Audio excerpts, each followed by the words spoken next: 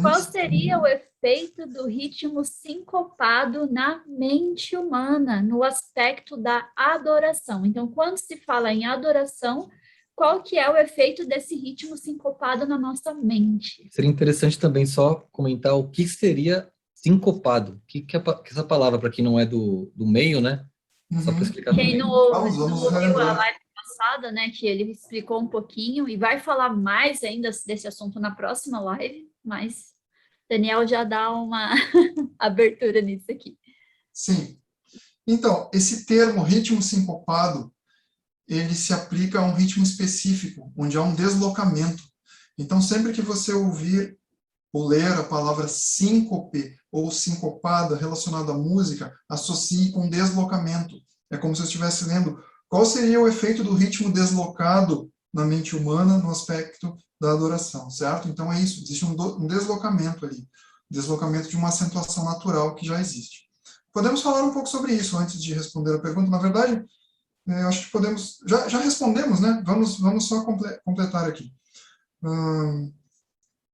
Lembrando que na próxima palestra, chamada Música e Comportamento, eu vou especificar um pouco mais sobre isso, vou falar mais sobre o ritmo sincopado também, trazer alguns exemplos, e sobre o córtex pré-frontal também. Vou apenas tocar nesse assunto, porque está diretamente relacionado, né, com a música que ouvimos, que consumimos. Vamos ver então. Qual seria o efeito do ritmo sincopado na mente humana, no aspecto da adoração? Muito boa pergunta. Então, o próprio Dr. Hélio Potin já respondeu na pergunta anterior ali. Este ritmo, o ritmo esse deslocado, sincopado, ele inibe a mente, estimula as emoções e vicia. Então, o que acontece? Tudo isso que nós falamos na pergunta 3, na resposta 3, a música não cristã, ou seja, a música moderna, a música popular, a música pop, a música que é mundana, comercial, midiática, ela tem predomínio do ritmo, e um ritmo sincopado, esse ritmo deslocado. Este ritmo inibe a mente, estimula as emoções e vicia. Agora, se a música usada na adoração utiliza elementos dessa música aí do mundo, estes mesmos resultados vão estar ocorrendo no momento de adoração, num culto, na igreja. Se eu usar música do mundo com letra cristã, eu vou estar gerando este resultado sobre a mente de toda a congregação. É uma grande responsabilidade isso.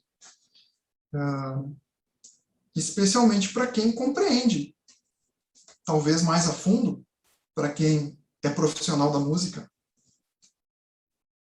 é uma responsabilidade muito grande. Essa influência da música que eu escolhi usar, como talvez diretor de música, talvez regente de um grupo, de uma orquestra, ou como cantor, escolhi uma música que tem um playback que é uma batida igual à batida das músicas do mundo. E aí? Aí a música que eu escolhi, com aquela sonoridade, com aquele ritmo, ela estará entrando na mente de uma congregação inteira, enquanto eu estiver cantando. No momento em que a mente da congregação deveria estar sendo preparada para o sermão, ou no momento de apelo, talvez. Então, é uma responsabilidade grande a escolha da música. Este ritmo inibe a mente, estimula as emoções e vicia. Bom, no livro Sob a Regência de Deus, eu escrevi capítulos separados sobre diferentes ritmos, diferentes gêneros musicais. Por exemplo, tem um capítulo sobre pop rock, tem um capítulo sobre MPB, tem um capítulo ali sobre jazz, são 2 capítulos. Mas, quando eu entro nessa parte, tem como se fosse um capítulo introdutório, dizendo assim, o título, né, o capítulo 5 do livro, Um Novo Olhar sobre os Gêneros Populares. Os gêneros com os quais eu tive contato na prática, no trabalho de um músico profissional. Então, o capítulo seguinte é Rhythm and Blues. Então, eu vou falar um pouco sobre o Rhythm and Blues e sobre a batida sincopada. A característica rítmica do Rhythm and Blues, também conhecido como R&B, R e B, é uma abreviação aí, chamado de R&B. A característica rítmica do Rhythm and Blues consiste em acentuar os tempos fracos do compasso quaternário. Vamos explicar isso. Compasso quaternário é um compasso de 4 tempos. Então, eu tenho assim. 1, 2, 3, 4. 1, 2, 3, 4. Você encontra muitos hinos, por exemplo, no nosso inário, que são escritos em compasso de 4 tempos, como este. Então, a característica do Rhythm and Blues é acentuar os tempos fracos desse compasso. 1, 2, 3, 4.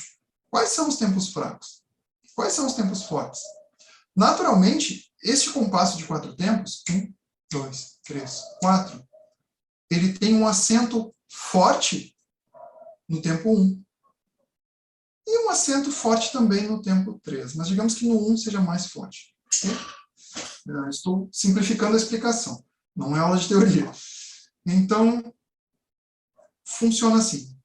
1, 2, 3, 4, 1, 2, 3, 4, 1, 2, 3, 4, 1, 2, 3, 4. Então, o 1 e o 3 são mais acentuados, são mais fortes do que o 2 e o 4. 1, 2, 3, 4, 1, 2, 3, 4. Ok? Pela intensidade da minha voz dessa batidinha, acho que ficou fácil de perceber. Naturalmente, isso acontece assim. E algumas músicas que nós ouvimos, alguns hinos, muita música erudita, e algumas músicas, talvez, música assim, popular, que não tenha esse ritmo, às vezes músicas tradicionais, músicas folclóricas, dependendo, né, da música, também conservam essa acentuação natural nos seus compassos, quando ela tem assim 4 tempos. Agora, nesse gênero musical aqui, acontece uma inversão disso. Eu vou dar um exemplo de um hino que acho que fica fácil de compreender. Né? O hino número 1 do Inário, Ó Deus de Amor. Ó Deus de amor, vimos nós te adorar. Quando eu escuto esse hino, ó Deus de amor... É claro que eu não escuto essa batidinha. Isso você percebe ouvindo a própria música. Você não vai encontrar essa batidinha na música e aquela ali está mais forte, essa não. Não, você vai ouvir simplesmente isso. Ó Deus de amor, vimos nós te adorar. Então é perceptível que algumas sílabas são pronunciadas, são cantadas, elas acontecem na música, seja no canto ou no instrumental, uma ênfase, uma certa ênfase. Então, ao ouvir, é possível exercitar essa sensibilidade e perceber isso. Ó Deus de amor. Parece que, é como dizia um professor meu na faculdade, na licenciatura, falando sobre acentuação. Parece que aquela sílaba... Daniel? Voltamos? Voltamos. Então, onde eu parei? Até qual parte vocês conseguiram acompanhar? Você estava falando do tempo na música Ó Deus de Amor. E aí cortou? Isso. Então, vamos lá. Ó Deus de Amor tem essa acentuação, é um bom exemplo. Não é? Tem outros hinos também, mas esse eu acho que é um bom exemplo. Você percebe que há mais ênfase naquele tempo, naquela sílaba cantada, naquele ataque dos instrumentos, a entrada do acorde, enfim. Ó Deus de amor, e aqui você tem 1, 2, 3, 4, 1, 2, 3, 4, 1, 2. Então, a música, ela cria essa sensação em quem ouve. Quanto mais você ouvir, mais prestar atenção, é possível perceber isso. Muitas vezes, quando vamos transcrever uma música, é ouvindo e percebendo essa acentuação, essa organização que a música tem, e essas acentuações, que é possível escrever uma partitura, definir qual compasso. Essa música é em 3, em 2, em 4. Aí você presta bem atenção nas frases, no modo como ela se organiza, e é possível perceber isso. Eu acho que é questão de exercitar, né? Exercitar o ouvido musical, certo? Para perceber as acentuações. Aí eu falava desse ritmo, desse gênero musical chamado Rhythm and Blues. Vou recomeçar aqui. A característica rítmica do Rhythm and Blues consiste em acentuar os tempos fracos do compasso quaternário, o segundo e o quarto tempos. Então, o que vai fazer nesse ritmo é o seguinte. 1, 2, 3, 4. 1, 2, 3, 4. 1, 2, 3, 4. 1, 2, 3, 4. Como isso acontece nesse ritmo, nesse gênero musical? Será que as pessoas batem palmas, assim como eu fiz? Não, isso acontece na bateria. Isso acontece aqui, com um toque na caixa da bateria. A caixa é chamada de snare drum, é um tambor, já vou falar sobre ele. Um instante. Isso. O toque, então, na caixa, ele fortalece estes tempos fracos, esses tempos que naturalmente seriam fracos. 1, 2, 3, 4. 1, 2. Há, então, um deslocamento, uma inversão. Eu agora vou fortalecer os tempos fracos. Então, vai ficar 1, 2, 3, 4. 1, 2, 3, 4. E essa acentuação é feita, então, na bateria. Assim como eu demonstrei com as palmas, só que é feita no tambor, na bateria, na caixa. A caixa é um tambor com menos profundidade que os demais, que possui um timbre seco e agudo, semelhante ao tarol, utilizado nas bandas marciais, porém um pouquinho diferente do tarol. Nesse tambor, o baterista pode produzir um ruído agressivo e explosivo, semelhante a um tiro. Realmente, é um toque bem forte mesmo. Dependendo da maneira como a baqueta é usada, o tambor ele tem uma pele esticada que produz esse som, mas há maneiras de tornar o som ainda mais forte do que simplesmente bater com a baqueta na pele do tambor. É possível bater ao mesmo tempo na pele e na borda. Existe uma borda de metal, né? E então é um som que se assemelha a um tiro. É quase uma pequena explosão, assim. É um som bem agudo, bem agressivo, dependendo da técnica que o músico usar. É isso aí, semelhante a um tiro. Essa acentuação na caixa da bateria, ocorrendo sempre no segundo e no quarto tempo, tempos do compasso, de modo repetitivo e contínuo ao longo da música, é chamado de ritmo sincopado, ou backbeat. Isso é conhecido como backbeat. Então, sempre que você tem... eu estou trazendo aqui um gênero musical, onde talvez isso tenha começado a ganhar força na história da música popular do século XX. Essa acentuação ela já ocorria em outros gêneros. Por exemplo, no jazz, você tem essa acentuação feita em um prato. Bateristas usam... Uma das peças do kit de tambores e pratos chama-se hi-hat. Em alguns lugares do Brasil chamam de chipô ou chimbal, que são dois pratos, assim, e esses pratos eles batem um no outro, são acionados por um mecanismo, por uma máquina, um pedal, né? É tocado com o pé esquerdo, normalmente. Então, no jazz, isso acontece ali, nesse toque desses pratos, por exemplo.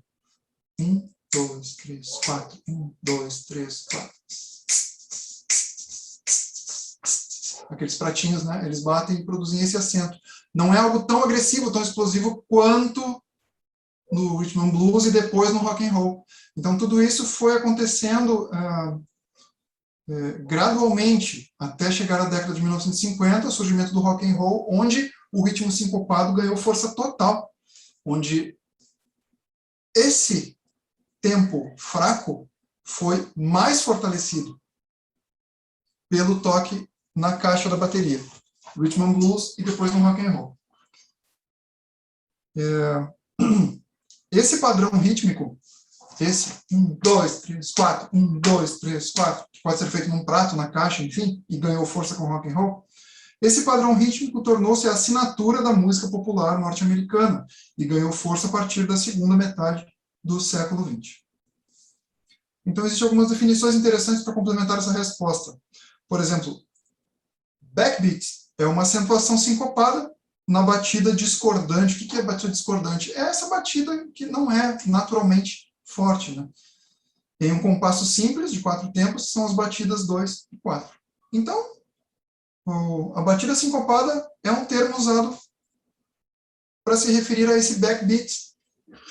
Muito interessante isso, viu? Porque isso está presente em muitos gêneros musicais. No jazz. 1, 2, 3, 4. 1, 2, 3, 4. 1, 2, 3, 4. 1, 2, 3, 4. No rock. 1, 2, 3, 4. 1, 2. É bem mais forte, bem mais intenso. No reggae, por exemplo, você tem um instrumento que toca um acorde no 2 e no 4. Né? Então, acontece também um ataque ali nesses mesmos tempos. Então, o backbeat, esse está presente em diferentes gêneros musicais. Especialmente nesses que eu citei. Ok? Deixa eu ver se faltou responder alguma coisa mais sobre essa pergunta. Era a pergunta 4, não é? Certo. No aspecto da adoração, é como eu comentava antes. Se eu escolher uma música que tem essa batida sincopada, quais são os efeitos? Inibe a mente, inibe a razão, inibe justamente o córtex pré-frontal, que o William havia citado ali no início, estimula emoções e vicia. Eu estarei, de certa forma, viciando a congregação nisso, durante alguns minutos ali, oferecendo para eles algo que não é saudável e não está de acordo com aquele momento, com aquele ambiente, com o propósito de uma reunião de culto a Deus, por causa destes resultados aí.